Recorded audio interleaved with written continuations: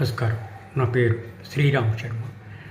Delhi high court single judge justice Amit Mahajan section 498 IPC అంటే వరకట్న harassment కేసును క్వాష్ చేస్తూ ఆదేశాలు ఇవ్వడం జరిగింది. ఈ సెక్షన్ చాలా మట్టుకు మిస్యూజ్ అవుతోంది, ఇట్లా క్రిమినల్ కేసు ఫైల్ చేసి అని చెప్పి తప్పు పట్టింది ఢిల్లీ హైకోర్టు. ఈ సెక్షన్ మిస్యూజ్ చేస్తూ క్రిమినల్ కేసులు ఫైల్ చేస్తున్నారు అని చెప్పేసి క్వాష్ చేయడం జరిగింది. వివరాల్లోకి వెళ్తే 2017 సంవత్సరంలో ఢిల్లీ కంటోన్మెంట్ పోలీస్ స్టేషన్లో డౌరీ హెరాస్మెంట్ కేసు ఫైల్ చేశారు సెక్షన్ 498 ఐపీసీ అనుసరించి.